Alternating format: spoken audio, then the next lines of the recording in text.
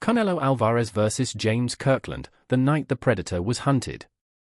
May 9, 2015, Minute Maid Park, Houston, Texas. A night that would be etched into boxing history. Saul Canelo Alvarez stepped into the ring to face a man whose reputation was as violent as his punches, James Mandingo Warrior Kirkland, a fighter whose life outside the ropes was as chaotic as his style inside them. This wasn't just a fight. It was a collision of order and chaos, of discipline versus raw fury. And by the end of the night, it would become one of the most ruthless knockouts in Canelo's storied career. The thug from Texas. James Kirkland was no ordinary opponent. Known for his savage aggression, blistering power, and relentless forward march, he fought with the rage of a man who had nothing to lose. His record spoke for itself, 32 wins, 28 by knockout, but so did his rap sheet. In 2003, he served time for armed robbery. In 2009, he was imprisoned again for firearm possession. His story was one of second chances repeatedly set on fire. At his best, under the iron guidance of the formidable and Wolf, Kirkland was a storm, unrefined but unstoppable. But that night in Houston, Wolf wasn't in his corner. He was on his own. And without her, the storm would be swallowed whole. Canelo, calm before the violence. Canelo entered the arena like a man carved from calm. Focused. Composed. The crowd roared his name, Mexico's prodigal son, the red-haired phenom with the power of a bull and the patience of a sniper. He'd suffered just one loss, 2 years earlier, to the defensive master Floyd Mayweather. Since then, Canelo had rebuilt himself.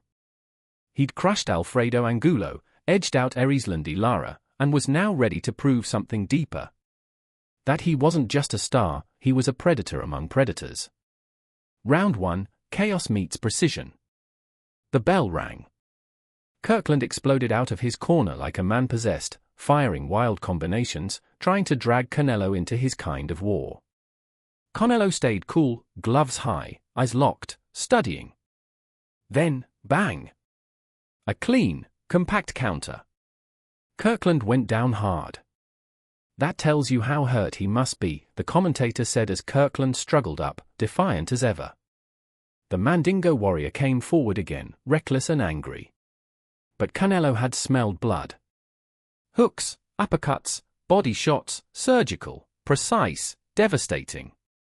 The crowd was on its feet as Kirkland stumbled, somehow surviving the first round. But just barely. Round 2, the dismantling. Kirkland came out swinging again, but the Mexican star was in full control. Canelo was landing everything, left hooks, right straights, vicious body blows that echoed through the stadium. "He's hitting him with everything but the kitchen sink," cried the commentator. And Kirkland's still standing. That's why they call him the Mandingo Warrior. But even warriors have limits. Every shot from Canelo was breaking him down.